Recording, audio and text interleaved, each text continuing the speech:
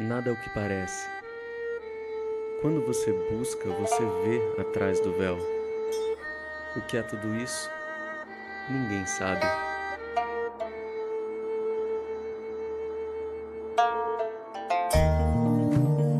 Esse aqui é o Monge Urbano.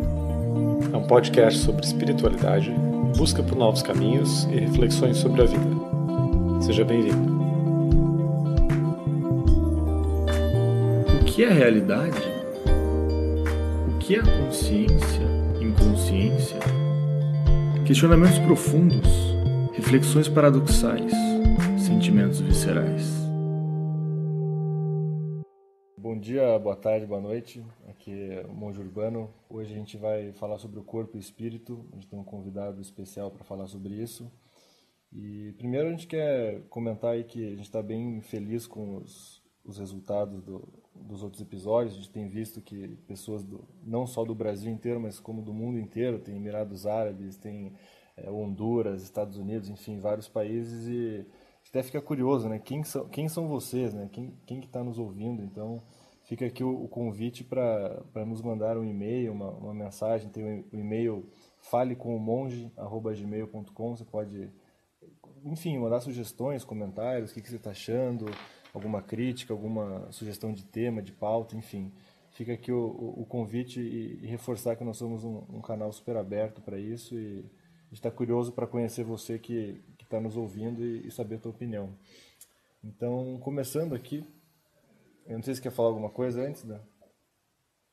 Só dizer, bom, estamos aqui, eu sou o Daniel, eu estou aqui em Buenos Aires, falando de Buenos Aires aqui uma manhã de primavera. Estamos aqui com o Kainan, está em Curitiba, né, Kainan? Isso, estamos aqui em Curitiba, junto com o Guilherme, que está aqui do meu lado. Bom dia. Opa, que bom que você está no programa, Gui. A gente pode apresentar você, atualmente estudante de medicina com aspirações à neurologia. Uma boa introdução. O Gui é um amigo nosso de longa data, a gente se conheceu em alguns cursos, a gente fazia parte de uma espécie de uma comunidade de buscadores em Curitiba, que incluía um colega, o Gabriel Guerra, que é um físico que está agora em São Paulo, o próprio Kainan, outros doidos iluminados por aí, e a gente decidiu convidar ele hoje para fazer uma conversa um pouco diferente, de trazer a visão um pouco médica e da biologia, a gente poder ter uma discussão assim que unisse os dois temas. Então, se você está por aí acordando no ônibus ou no trem, bom, aqui em Buenos Aires tem trem ou no metrô, então seja bem-vindo ao Samsara, e a gente vai tentar fazer uma espécie de trazer uma visão um pouco diferente para essas manhãs. Então, bom, obrigado por você estar ouvindo aí. E como o Kainan disse, tem gente de vários lugares que está ouvindo a gente. Então, se você é um brasileiro perdido em algum canto do mundo, sabe que a gente sabe que você está por aí. Ou se você está numa cidadezinha pequena, perdida também, idem, que o SoundCloud mostra pra gente. Tem até umas cidadezinhas. Promissão, eu não sei onde é Promissão, mas está aqui na lista. Um salve aí para Promissão. A Promissão. Então, bom, passo pro Kainan e vamos lá. Estamos começando. Beleza, valeu, Dan. Então, como o Daniel falou, a gente está com o Guilherme Pozzolo aqui, que ele é estudante de medicina, está quase terminando, né, Guilherme? Isso. No último ano aí. E conversar um pouco também sobre o paradigma médico, o que te levou a escolher esse curso, o que você viu o que falta, que âmbito que falta e o que te levou a buscar outras alternativas, não só o que você aprendeu na faculdade, assim. Fala um pouco como é que foi a tua jornada, assim. Vou até usar o termo que o Daniel usou, né? Do bem-vindo ao Samsara. Eu acho que todo mundo, uma hora, consegue sacar que a vida parece mesmo um círculo, né? E você se questiona a hora que você vai achar o ponto que vai definir algo para você, seja o ponto entre a tristeza e a felicidade, e assim vai, né? E até eu acho que, para responder assim como que eu entrei no curso, eu sempre tentei de certa forma, encontrar isso. E acho que no colégio passam muito essa ideia pra gente quando falam de história, né? Falam, você estuda história e não vai repetir os erros do passado. Então, é uma grande promessa, né? Eu me sentia muito estimulado a estudar isso com essa promessa. Então, assim, durante meu ensino fundamental e médio, era praticamente só o que eu lia, assim, era quase um vício, assim, tinha o livro sempre carregando e tal. Mas quando eu estava lá no meu ensino médio, eu tive a impressão, pode ser até precipitada, na verdade, com certeza é, de que parecia tão cíclico a história, sabe? Por mais de que talvez os erros dela não fossem repetir, parecia que era tudo repetindo, e me deu uma impressão que eu não ia ter uma sacada ali, sabe? Parecia que a gente ia viver mais 1000 anos e o mesmo erro ia ser repetido em outro formato. Então, foi aí que eu comecei a ter novos olhos para a biologia. Me parecia assim que aquele sistema era tão bem orquestrado, tão bem construído, e até foi uma frase assim que eu fiquei muito feliz de encontrar uma vez que eu estava lendo o Tal da Física, num prefácio, acho que uma das últimas edições, que ele fala que ele considera a física quântica muito boa para você trazer novas reflexões e quebrar certos paradigmas, mas que ele achava também que a biologia e a ecologia talvez trouxessem uma organização tão perfeita que mesmo a mais infinita discussão não chegasse. Então, algo que eu encontrei depois, mas sempre foi a minha motivação para entrar, né? E, assim, entrei no curso e sempre parecia óbvio, né? Você entrou, você quer encontrar esse ponto, e eu acho que o ponto da medicina é onde que está a saúde, onde é que está a doença e qual é esse gatilho que faz essa conversão. Então, eu estava determinado a entender isso. E entrei, as primeiras matérias, elas são basicamente para você entender o que é esse corpo, o que é esse ser saudável, esse ser fisiológico, para daí ele se tornar em outra coisa. Então, muito motivado, comecei a estudar e tentar entender quem que era esse eu antes da doença. Esse eu que seria talvez do ponto de vista materialista, o eu verdadeiro. E já nas primeiras definições, eu comecei assim, vendo o básico, você é composto de várias células. Até aí, só sorriso, né? Daí, me falaram, bem, mas você tem mais células bacterianas do que células próprias.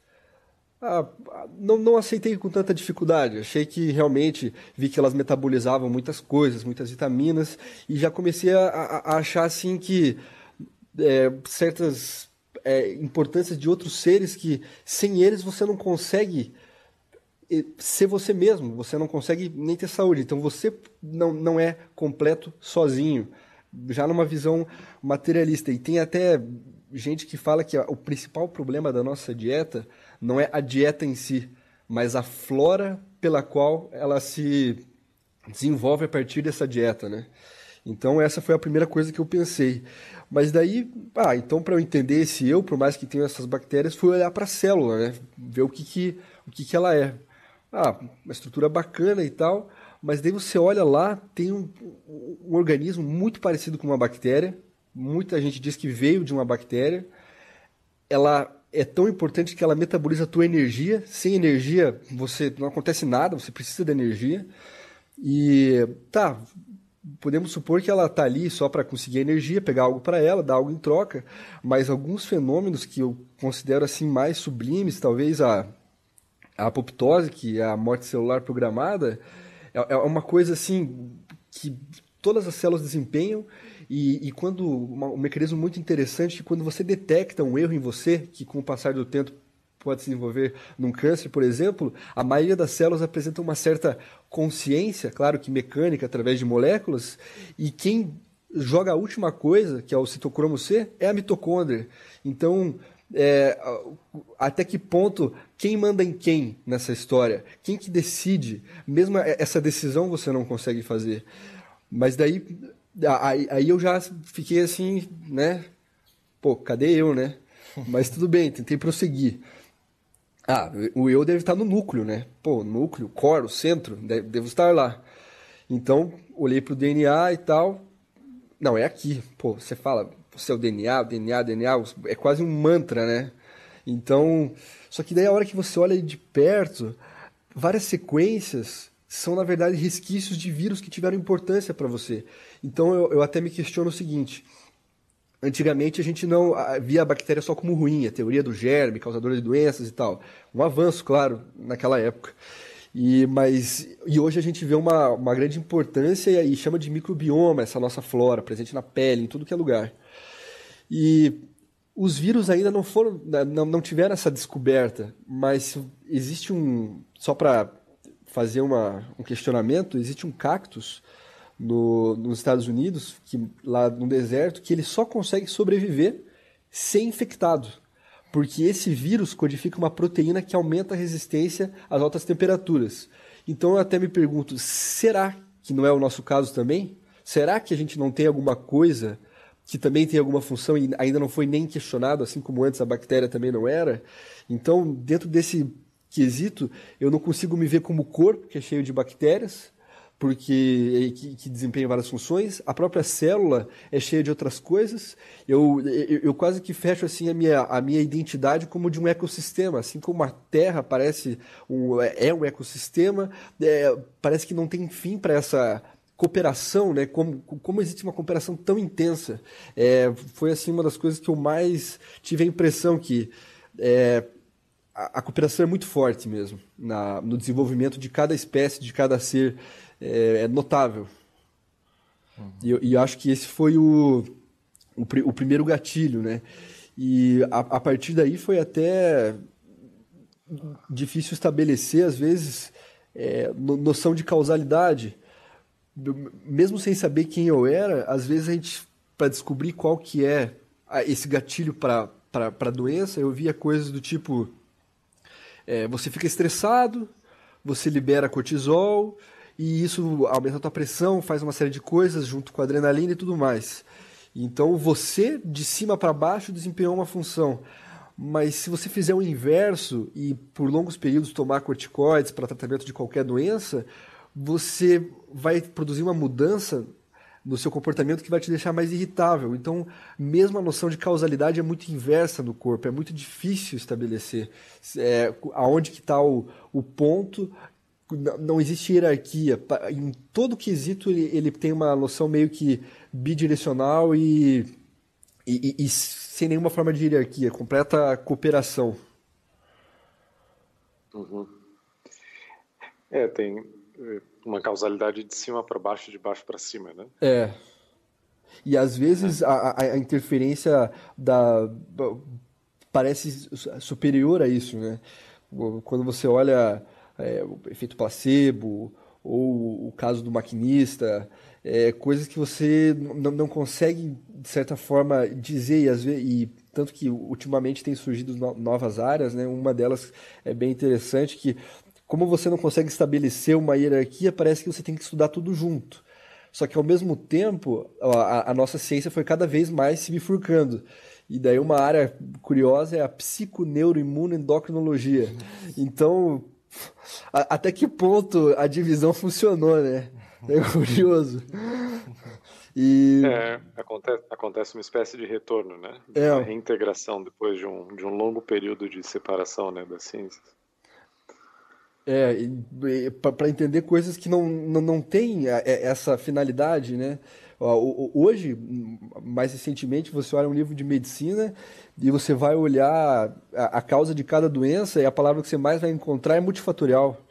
E multifatorial não vai ser 3 aspectos, eles vão botar 20 e vão colocar outros no final. Então, e ainda assim vão se sentir insatisfeitos, né? Porque realmente a coisa ela é muito maior do que parece ser, e parece que talvez adotar um materialismo pleno não consegue dissolver tudo isso. Uhum. Até como a gente estava comentando, né, do caso do cara que estava andando de trem e foi acertado por uma barra de metal no lobo frontal e mudou toda a sua personalidade. Como a gente não consegue ver o cérebro como um epifenômeno totalmente, a gente não consegue formular ele, você não consegue, às vezes, chegar ao ponto.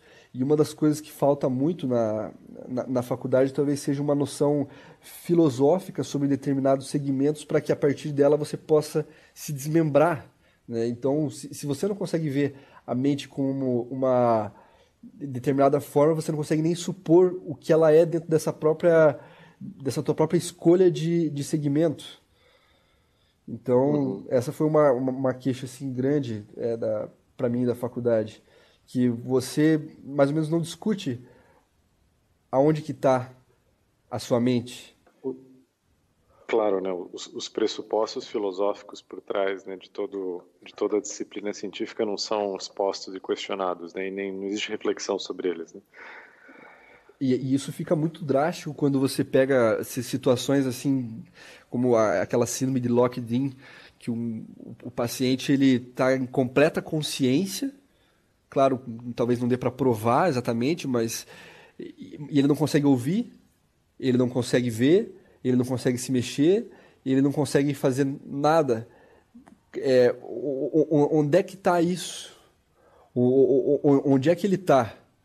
E ao mesmo tempo, quando essas pessoas voltam desses estados, raramente,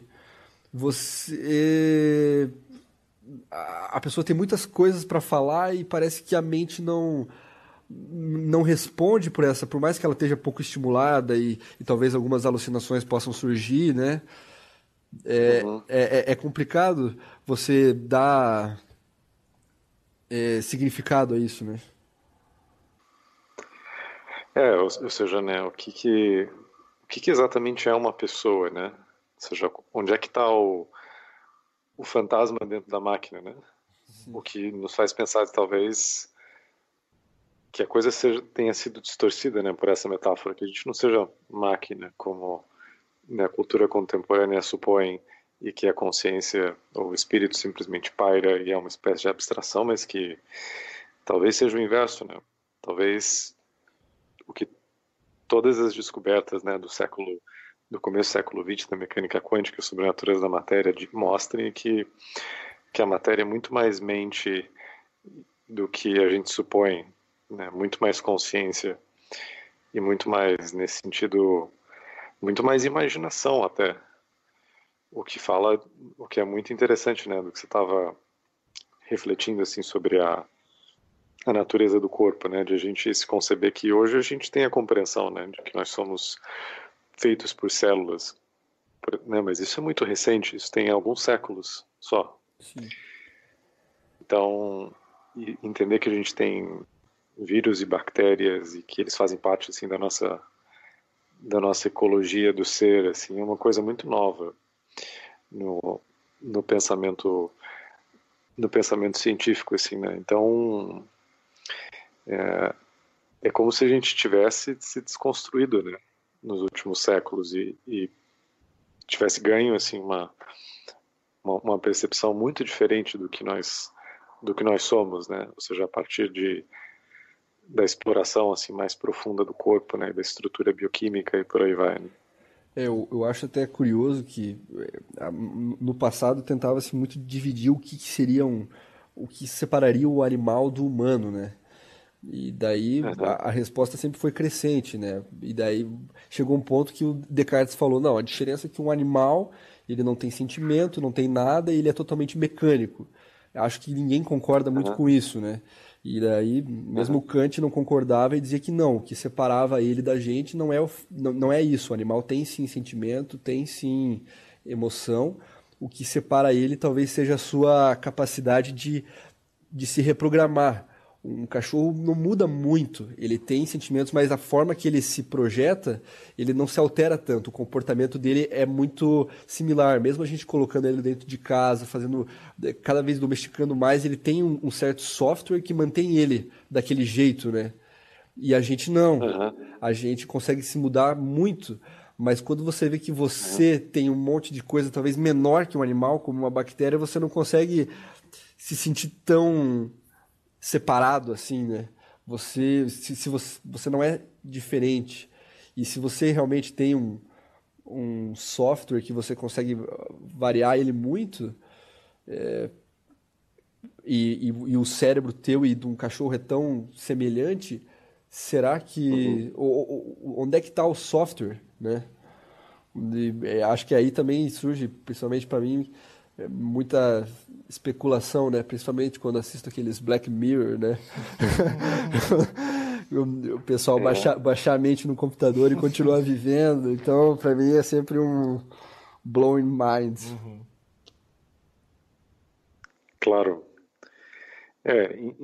Entender, né, de onde vem a informação, ou de que maneira a informação está codificada, né, no nosso DNA, ou até se né, a partir dos últimos experimentos sobre transmissão epigenética, se essa informação ela pode ser transmitida de geração em geração, né, se as memórias de outras gerações podem ser transmitidas a partir do DNA para as gerações subsequentes, ou seja, se existe um mecanismo evolutivo assim que não seja darwiniano, isso faz pensar, né, sobre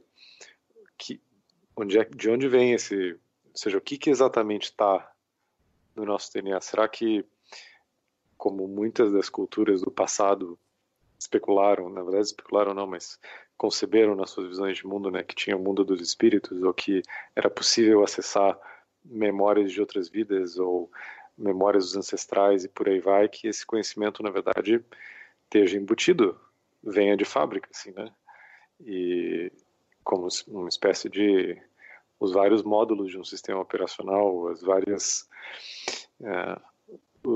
programas, né, que a gente pode, de certa maneira, acessar se a gente tivesse, digamos, um conhecimento sobre como eles funcionam, né? Como, por exemplo, nas culturas orientais, concebe que é possível você atingir, né, o conhecimento de outras existências ou de outras realidades, e isso só faz pouco tempo que entrou, digamos, em ciclos assim mais científicos, né, como uma possibilidade científica, né? Então é claro, né, começa, digamos, o sentido do que o software é e onde é que ele está localizado e do que ele é constituído e como é que a gente pode se reprogramar, né, como o John Lilly concebeu na programação e metaprogramação do biocomputador humano, né, que ele fazia os experimentos dentro dos tanques de isolamento sensorial que ele próprio inventou, e aí nesses tanques, porque ele queria entrar numa situação parecida que os golfinhos estavam, e aí, bom, além de tomar ketamina e LSD dentro dos tanques só para deixar a coisa um pouquinho mais interessante, né? e entrar numa espécie de útero cósmico e se reprogramar ali. Então, isso traz assim uma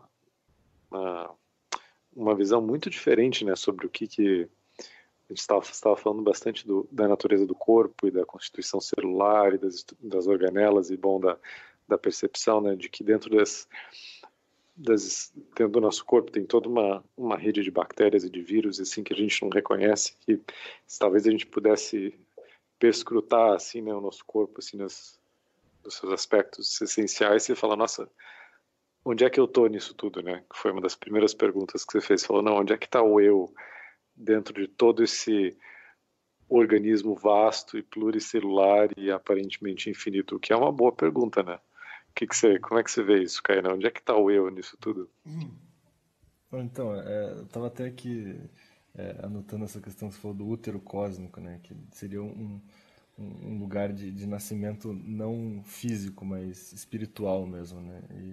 E essa pergunta, onde está o eu, acho que é a pergunta-chave, né? De tudo que a gente está falando aqui. Confesso que eu não sei uma resposta pré-definida, mas é interessante como até a gente permeou a física quântica para falar desses assuntos, porque não está aqui nem ali, né? Então, o eu físico, o Guilherme comentou que você vai na célula, vai ver o DNA e parece que não tem um eu físico, mas daí você pergunta, e o eu espiritual, esse eu cósmico, né? Então, parece que é uma junção do corpo e do espírito mesmo. Parece que... Me lembrou também muito o documentário do DMT, The Spirit Molecule, que que muitas pessoas que usaram o DMT até em laboratório comentam de ir numa jornada assim, de ver, não sei se a origem de tudo é a palavra, mas de ver a estrutura da existência mesmo por si só, assim, de se ver lá dentro.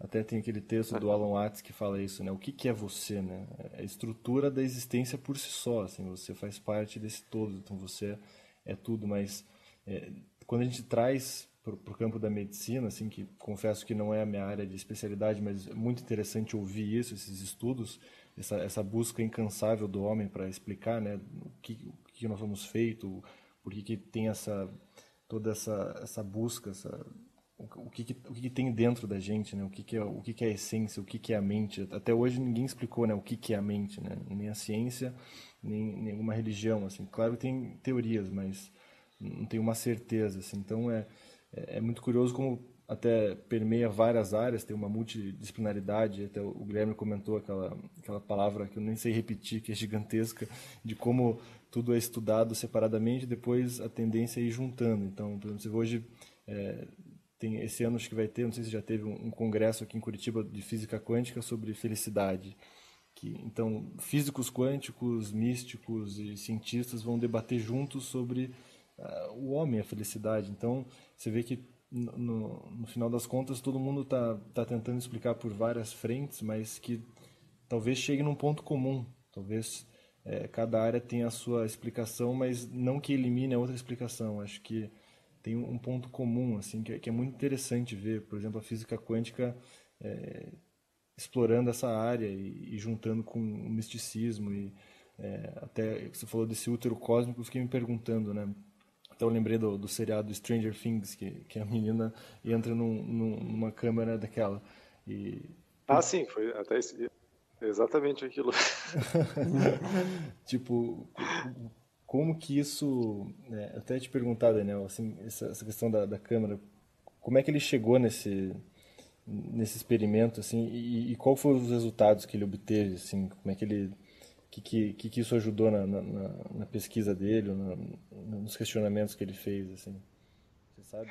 Então, o Lilly, ele, nos anos 50, ele começou a se inspirar muito nos golfinhos, porque depois do homem, né, os golfinhos têm o maior cérebro por proporção corporal, né? Então, sim, os elefantes, por exemplo, a baleia azul tem cérebros maiores, mas o corpo deles é proporcionalmente maior. Mas em termos, depois dos humanos, são os golfinhos. Então ele falou, deve ter algum mistério, assim. Os golfinhos devem ter alguma inteligência que a gente não consegue entender. E aí ele começou a estudar os golfinhos. Ele escreveu 2 livros sobre isso, Mind the Dolphin. E ele tentou se comunicar com os golfinhos. Ele administrou LSD para os golfinhos até, né? Na época onde os cientistas eram realmente audazes, meus amigos. E aí ele iniciou experimentos de tentar se comunicar com os golfinhos. E aí ele concebeu que talvez se um ser humano entrasse numa situação parecida, ou seja, de estar suspenso, né, num líquido com um sal, que é um sal de magnésio, onde a pessoa flutua, se ela tivesse todos os sentidos aquietados, né, como se propõe no yoga, talvez ela pudesse acessar, né, realidades suprassensoriais que no estado normal de consciência não seria possível. Aliado a isso, ele iniciou um experimento onde ele se administrava LSD e ketamina, na época eram legais, ketamina, e escreveu, digamos, uns resultados das pesquisas, onde ele percebeu toda uma estrutura da psique humana através de uma espécie de rede de programas, e que no topo dessa rede estava o que ele chamava do metaprogramador, que era um estado de consciência onde você conseguia entrar na estrutura dos teus próprios programas e se remodelar, assim, né? E ele era um sujeito muito... então, digamos, foi ele que concebeu, assim, a ideia dos tanques de isolamento sensorial, né, para poder acessar outros estados de percepção, né? Claro que parece, digamos, algo muito distante da experiência comum, mas tem tanques, por exemplo, tem acho que um tanque em São Paulo, tem em alguns lugares onde você pode ir e ter uma experiência de que talvez seria o estado meditativo mais intenso que uma pessoa normal poderia entrar que não medita, por exemplo, né? Então é uma espécie de é uma nota de rodapé muito interessante assim, né, na história da consciência, né? Porque a gente às vezes não para pensar, né, que durante toda a história humana os homens realizaram esforços tremendos para poder ir além do estado de consciência normal, né? Você está falando de jejuns enormes, de viagens xamânicas em montanhas, em desertos, ficar dentro de cavernas no meio assim de um breu por vários dias, ficar sem dormir, se utilizar de plantas e sementes e outros elementos da natureza, né? Então essa busca assim, né, pelo divino, ela foi por vários caminhos diferentes, né? E na nossa época, ali no começo do século XX, na primeira metade, teve uma explosão mesmo de consciência, né? Onde surge a psicanálise e o estudo do inconsciente, depois a mecânica quântica, os psicodélicos, meditação e o yoga e budismo e hinduísmo chegam para o Ocidente. Então tudo isso começa a explodir. A gente está meio que ainda experimentando assim os tremores de terra, assim, que foram consequências do terremoto dali, né? E agora a gente está tendo uma renascença de tudo isso, né? Dos pesquisas psicodélicos, dessa visão assim das várias áreas que estudam o corpo se integrarem, né? Como você colocou na psiconeuroendocrinoimunologia, se eu não me enganei. Então não, é muito interessante que a gente comece a repensar, né, o corpo a partir desses outros saberes, porque aí o corpo que parece algo relativamente opaco, né, ou seja, eu olho aqui para o meu dedo, eu não consigo ver as células, eu não consigo ver, digamos, a estrutura fina. Eu talvez não consigo nem conceber que no fundo ele é constituído por prótons, nêutrons e elétrons, e lá no fundo por quarks, e que na verdade essas partículas são apenas abstrações que minha mente utiliza para descrever uma rede de energia que é indefinida antes de que você observe, ou seja, que a matéria não existe como algo sólido e concreto e objetivo, né? Então, se eu realmente olho para a ponta do meu dedo e eu penso nisso, que na verdade é o meu próprio pensamento se espelhando quando eu olho para ele, aí, meu amigo, a coisa muda, né? Mas é até interessante que dá realmente uma sensação de complementariedade, né? Porque essa coisa de você cessar o sentido, né? Acho que mesmo no yoga eles falam do pratyahara, né? Não existe meditação sem o pratyahara, sem o cessar dos sentidos, né? Ou mesmo as pessoas que têm uma experiência além, assim, como eu tinha citado, a síndrome do Locked-in, né? De certa forma, ele cessa, né? Tudo. E em alguns casos em que ocorre essa volta, a experiência ela tem esse quesito de voltar a algo que era muito bom, quase que inexplicável, né? Então parece que de outras formas você foi meio que fechado uma mesma visão sobre esse fenômeno, né? De cessar sentido e voltar para dentro, e esse dentro ser algo inexplicável. E difícil até de relatar, né? Pois é, mas eu entendo o que você quer dizer, né? Não sei como é que o Kainan vê isso, né? Mas a questão assim do mundo interior, assim, ser uma fronteira assim muito muito inexplorada, né? Por nós ocidentais. Ou seja, eu me lembro quando eu estava às vezes meditando com algumas pessoas que nunca tinham meditado antes. E aí, às vezes eu perguntava, estava ensinando assim, falava, você já percebeu assim que você tem vozes dentro da tua cabeça e que essas vozes dialogam? E a pessoa falava, não. Eu falava, não, mas são os teus pensamentos e que tem vozes dialogando assim. E aí a pessoa perguntava, falava, nossa, E era a primeira vez na vida que ela tinha percebido esse diálogo interior. Eu não conseguia acreditar. Falou, como pode ser? É como você falou, você já percebeu que você tem 5 dedos na tua mão? Era algo dessa ordem, né? Então, a gente às vezes fala, né, desses temas super abstratos e que para o Oriente, por muitos séculos, era o pão com manteiga deles, né?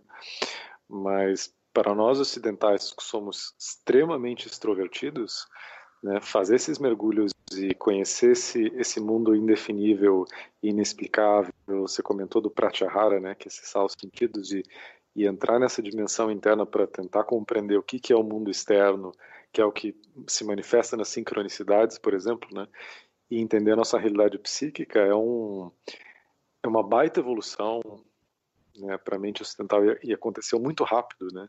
Você está falando da ordem assim de em 100 anos, ou seja, hoje você vai para qualquer lugar, você pode aprender a meditar e fazer yoga, até Kundalini Yoga, né, que é um dos yogas assim que realmente transforma a energia de uma maneira intensa. Isso seria impensável algumas décadas atrás, e hoje está super acessível, né? O próprio renascimento das pesquisas com psicodélicos que simplesmente constituem uma espécie de misticismo instantâneo, grátis, totalmente democrático, como o Terence McKenna dizia.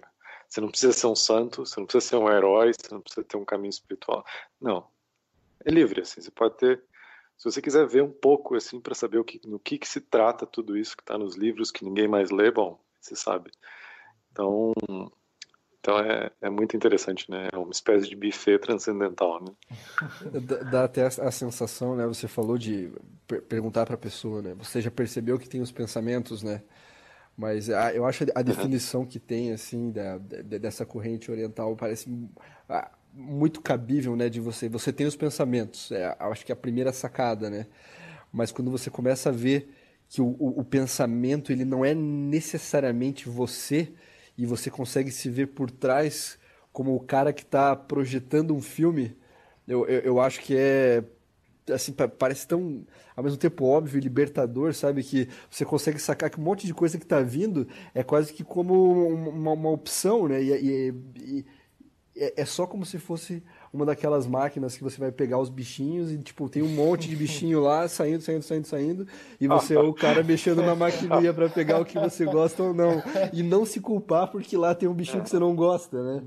É, tipo, a coisa mais libertadora. Bela metáfora. É uma boa metáfora. Uhum. Não, é verdade, né? E é um insight surpreendente, né? Porque você percebe que o que é você dentro da tua própria mente, né? E o que é a tua mente, né? Quando você mergulha e se vê por trás dos pensamentos, né? Você encontra o que no Mágico de Oz era o homem por trás da cortina, né? Quem que é o homem por trás da cortina? Exatamente. Isso é, né? E dá pra falar, ó, você que está ouvindo, por favor, tente responder. Quem é o homem por trás da cortina? Mande Mande as suas respostas pro Fale com o Monge, né? Se você tem alguma resposta interessante, por favor, a gente põe aqui na nossa hotline no próximo episódio. Não, Isso até lembrou, a gente estava numa conversa antes aqui de gravar, que o Guilherme comentou de um vírus que até chamavam de Alice no País das Maravilhas, né? Você comentou. Você pode falar um pouquinho sobre isso? Assim, como é que é? Isso até lembra até, né, essa questão de dizer que as coisas são tão automáticas, né, como diziam antes. Se a gente não reconhece mais esse automatismo num animal, quem sabe a gente amplie, né, isso depois. Então, acho que os vírus talvez sejam uma possibilidade. Acho que você olha para ele, é uma coisa tão, né, uma partícula, e ainda assim né, não sobrevive fora, não tem nenhuma, é totalmente inerte, se não dentro de uma célula, né? É quase, eu gosto de fazer uma analogia de um vírus assim como um envelope com um papel dentro. Dentro desse papel tem uma informação, e acho que nesse caso que eu vou falar tem bastante sentido, porque esse vírus, que é o Epstein-Barr, é um vírus muito comum, sabe? Muito comum mesmo. Aqui na América Latina, a maioria das pessoas possuem ele dentro do DNA. Você tem a infecção uma vez e ele tem um caráter de estabelecer latência, né? E quando você adquire esse vírus, ocorre uma síndrome, não é muito comum, mas acontece, muito notável, que é essa síndrome da Alice no País das Maravilhas. Então, você tem essa síndrome, ela se caracteriza por uma alteração da tua visão e muito similar ao que acontece com as experiências psicodélicas. Então, se o vírus é um papel dentro de um envelope, eu acho que esse papel é um LSD. Nesse caso. Nossa, mas é muito interessante. E como é que é o prognóstico assim, de uma pessoa? Ela começa a ter essas experiências espontaneamente e o que acontece? Geralmente ela se desenvolve, ela não é contínua, né? Você tem alguns episódios com essa visão e tende a desaparecer e não voltar mais. É quase que aproveite enquanto pode, né? Claro que Nossa, é uma coisa, cara. Um flashback de outras vidas. E é interessante o fato de ser muito comum, né? De a maioria das pessoas terem, né, esse vírus incluso. Então, existe talvez a possibilidade, claro, é só uma suposição, de que se você, de certa forma, ativar a transcrição dele, do que causa isso, você poderia ter essa experiência de novo em várias vezes, né? E é só apertar o botão correto. Ou seja, seria uma espécie de hibridização celular, né, onde um parasita termina constituindo uma espécie de simbiose, né, psíquica com você. E quase que indistinguível do resto do que é seu, né? Até o que é mais curioso é que a maioria dos vírus que fazem isso, como eles produzem genes similares aos nossos para não serem identificados, para você estimular a síntese das proteínas dele, precisa que algo vá lá.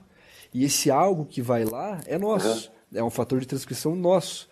Então, a gente, de certa forma, ativa ele. A gente aperta o botão para ele fazer aquilo com a gente. Claro, é simplista dizer assim, mas dá uma certa impressão.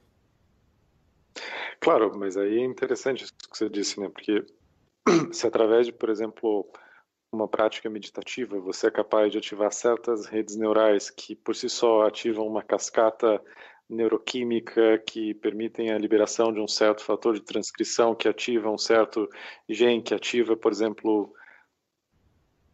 vírus ou estruturas desse tipo, aí está falando de uma autorregulação deliberada, né, do organismo sobre uma metaprogramação mesmo, né? Sim.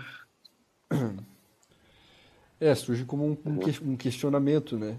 E aí, e se é uma coisa assim tão inerte, né? Tão fora, imagina, é realmente só uma carapaça com algo dentro, né? Que é esse material genético e ter esse potencial de te alterar tanto, né? E de certa forma, apesar de não ter o caráter de voltar, tá lá perpetuamente, né?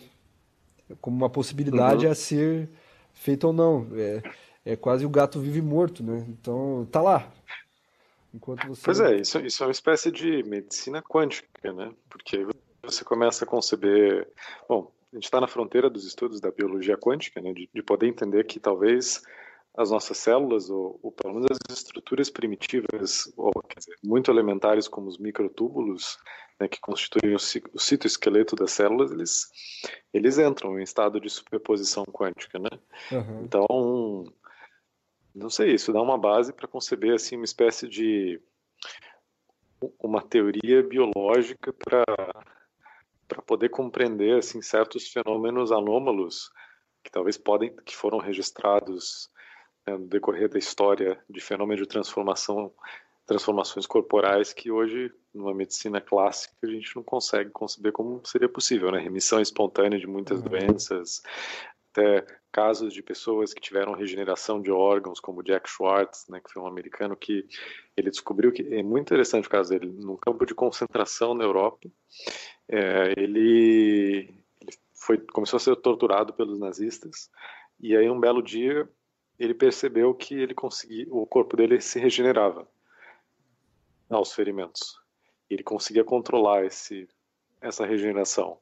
E aí, com o tempo, ele foi estudado por vários cientistas que injetavam venenos nele e cortavam o corpo dele, e eles perceberam essa regeneração, e ele se tornou um caso, assim, né, de uma espécie de Wolverine contemporâneo, né? Então é muito interessante, né, pensar essas outras vias do corpo, né? Eu acho que tem um cara agora, acho que mais recentemente, que talvez seja na mesma linha, que é o Iceman, né? Que é aquele cara que ele faz uma respiração retirada do yoga, meio parecida com a holotrópica, faz a barrástrica, né?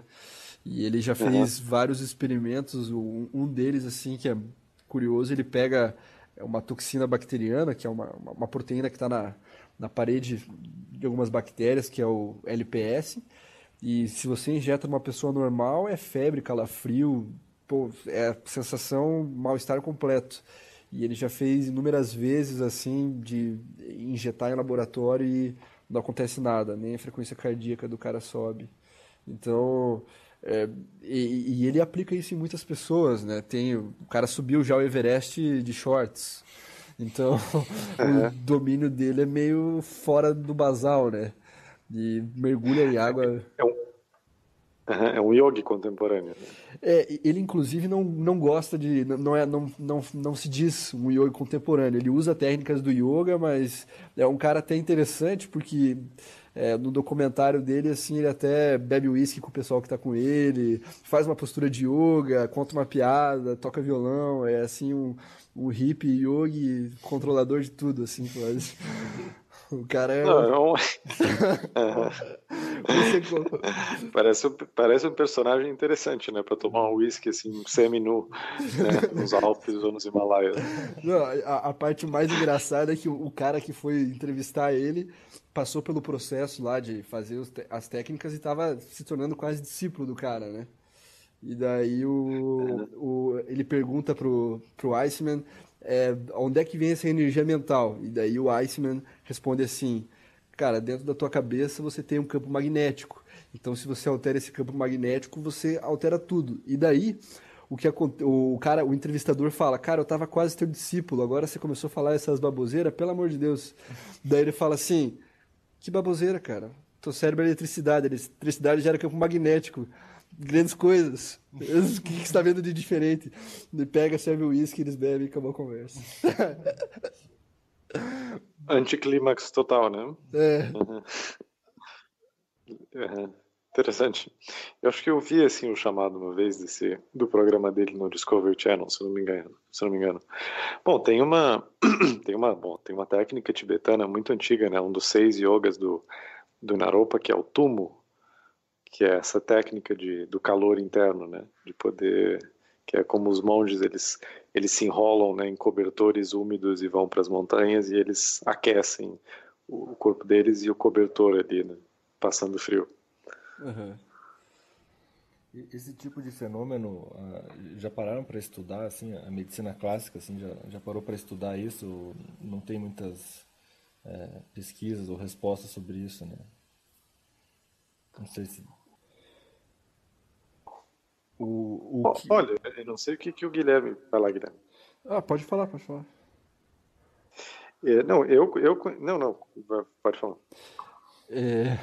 Eu acho que o fenômeno em si não é explicado, mas eu poderia aqui lançar uma possibilidade apenas, né? Pra gente... Só para existir uma via de produzir calor nessa quantidade, né? Então, só para mostrar que a possibilidade talvez exista. A gente possui uma quantidade muito menor, com o tempo a gente vai perdendo de uma gordura que a gente chama de gordura marrom. E essa gordura marrom, ela fica na região atrás das costas, geralmente, não é grande quantidade, mas até tem pessoas que têm mais que outros. E o interessante é que essa gordura ela não serve tanto para armazenamento. Por quê? De novo, a mitocôndria, né, que é essa coisa que a gente não sabe o que é, para onde vai, de onde veio, mas somos ela e ela é nós. Ela, para gerar energia, ela precisa gerar um gradiente de prótons que passará por uma bomba e essa bomba vai transferir elétrons de acordo com esse gradiente para formar uma molécula de energia. Então, basicamente, você gera um gradiente, esse gradiente é uma força que facilita a passagem de um elétron para que ele se conjugue numa molécula de energia. Então, qual é a sacada desse tecido adiposo marrom? Ele produz uma molécula que interage com a mitocôndria, que é a termogenina. Essa molécula desacopla a passagem do elétron. Então, ao invés de você produzir a energia na forma de ATP, você acaba liberando ela em forma de calor. Então, só para jogar lenha na discussão, tem aí um mecanismo possível. Bioquímico, né? É, bioquímico, é. Interessante. A questão é como que eles fariam isso só com a mente, né? Como é que eles fariam tudo isso sem uma... You need to meditate. You need to meditate and liberate the energy. Yes. Don't talk, concentrate. Concentration, yes. Então, só para dar não um fechamento, mas uma linha assim, de raciocínio, a gente passou por vários temas interessantes e tudo partiu da pergunta principal do que é você, né? E daí a gente veio para o paradigma médico e várias teorias, explicações sobre tudo isso. Eu queria fazer uma última pergunta para vocês dois, já que o Guilherme é praticamente médico já, se formando em medicina, e o Daniel é psicólogo, né? Os dois estão em áreas complementares, na minha opinião. Se tem até o Daniel falou da biologia quântica, né? Tem outras teorias que estão tentando explicar essa pergunta de outras maneiras mais amplas, né? Se tem alguma perspectiva de ter algum campo além da física quântica que a gente comentou, se vocês veem que nos próximos anos a ciência junto com outras áreas vão chegar em respostas ou questionamentos diferentes, até o uso de psicodélicos em pesquisas está voltando à tona, né? Então eu queria ver de vocês dois assim essa visão para uma perspectiva daqui para frente, assim. Não sei quem quer começar a falar. Passo a bola. Daniel, tá ouvindo? Bom, tá, eu dou uma antes do Guilherme. Olha, tudo indica assim, né, que já está acontecendo uma integração entre digamos a ciência, digamos, ou um estudo sistemático, né, desses fenômenos a partir da lente racional, assim, né, do conhecimento científico e essas anomalias que se acumularam, né, na história humana, mas que nunca foram, digamos, nunca entraram no âmbito da ciência, né? Claro que ainda são pouquíssimos cientistas que se abrem, ou seja, para estudar meditação, e o yoga já tem alguns, tem uma professora em Harvard que estuda meditação, ou seja, que é uma espécie de milagre, né? Tem o Rupert Sheldrake, que foi um dos biólogos pioneiros assim a trazer a ideia dos campos mórficos, uma nova noção da biologia, um novo entendimento assim dos processos naturais, e tem outros parapsicólogos, por exemplo, que estão estudando assim as capacidades psi e a própria natureza do que significa a matéria, do que significa o corpo. Então, eu sinto que a tendência é isso se intensificar e a gente vê cada vez mais uma compreensão de como a realidade é consciência pura e como essa consciência se cria e se recria, e que, na verdade, quando você entra, digamos, nas profundezas da matéria, você encontra consciência olhando de volta para você, e que o corpo é uma espécie de estado de protoconsciência, né, que foi evoluindo, né, depois de muitos milhares de anos, e que se a gente aprender como acessar, né, os microestados que hoje são espécies obscuros, né, por isso que a gente tem pouco controle sobre os nossos estados interiores, mas até no começo da conversa a gente estava falando sobre estado placebo, e o estado placebo pode ser uma espécie de sinal de como a consciência é capaz de operar sobre si mesma, até a própria hipnose, né, que é uma coisa super antiga, mas que a gente mal entende como funciona. Então eu sinto que cada vez mais o conhecimento científico vai se ampliar para integrar esses fenômenos, e é aí que onde está a fronteira da ciência, né, nas anomalias. Então eu acho que esse o paradigma, o choque, né, de paradigmas que está acontecendo intensamente agora vai provavelmente ganhar cada vez mais vazão e volume, até o momento de uma explosão e de um novo salto, né? Que tá para acontecer faz um bom tempo já, né? Estão esperando um novo paradigma, a nova era, né? O New Age, cara, isso aí tá... O novo homem já tá na Bíblia já, né? Faz 2000 anos, então... Acabou o aquário, né? Acabou quase.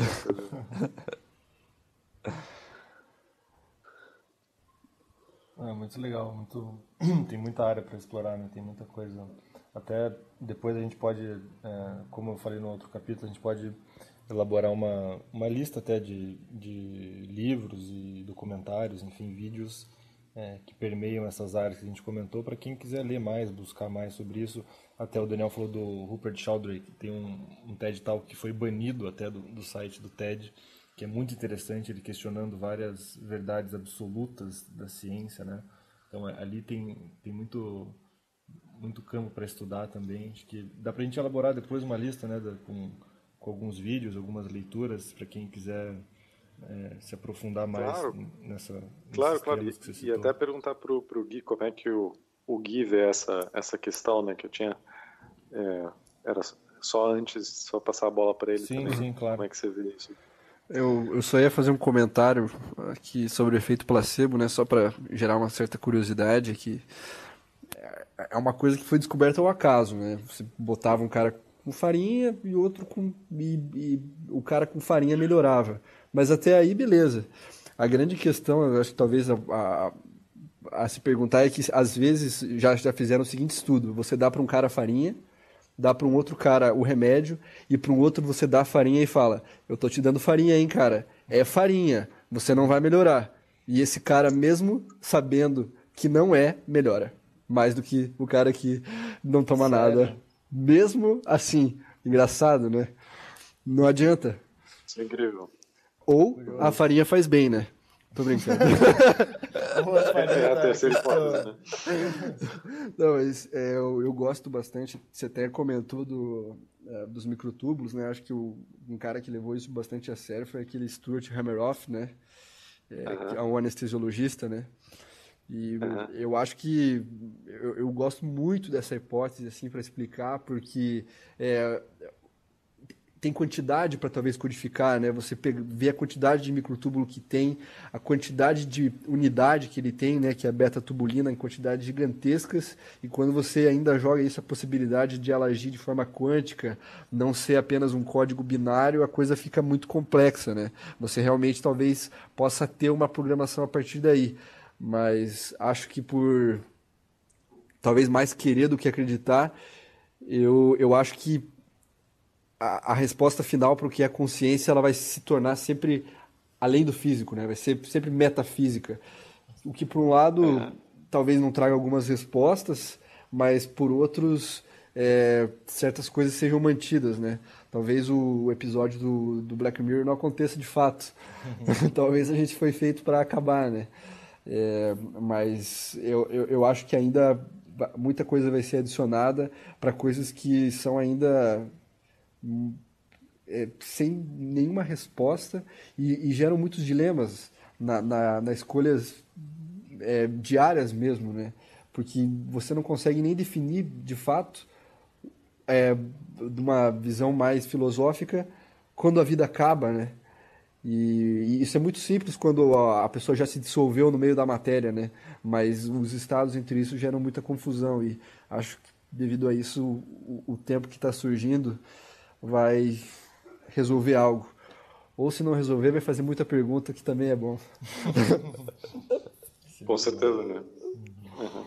Com certeza. Então, acho que alguém tem mais alguma consideração final, algum comentário para fazer, alguma pergunta? Não sei se o Daniel tem alguma coisa. Bom, queria agradecer a presença do Guilherme. Valeu, Guilherme, por ter participado aqui do Monge e da nossa discussão. Eu agradeço, eu gosto muito disso que vocês fazem, eu mesmo escuto os outros podcasts. Eu sou um ouvinte de Curitiba, só para... Uma piada. E tô aqui porque acredito, né? Acho que certas informações têm que ser divulgadas mais, né? Claro. Bom, e obrigado por ter contribuído com teu conhecimento biológico, médico e científico e ter especulado com a gente nas fronteiras da consciência. E Kainan, algo a acrescentar aí? Não, acho que é isso mesmo. Queria agradecer também ao Guilherme. Até acho que interessante, você quer deixar teu e-mail, caso alguém que escute queira falar com você, trocar uma ideia ou perguntar? Passo. Ou a gente coloca também escrito depois na descrição vai estar aqui na descrição do episódio, a gente vai colocar o e-mail dele. Reforçando também que tem o nosso e-mail, falecomonge@gmail.com, para quem quiser entrar em contato e mandar sugestões de pauta, críticas, enfim, trocar uma ideia com a gente. E é isso aí. Até o próximo episódio, então. Um abraço para você, Guilherme, um abraço para você, Daniel, e um abraço para você que está nos ouvindo aí. Opa, um grande abraço para vocês aí, vocês que estão ouvindo a gente. Até mais. Abraço, Guilherme. Abraço, Kainan. Abraço.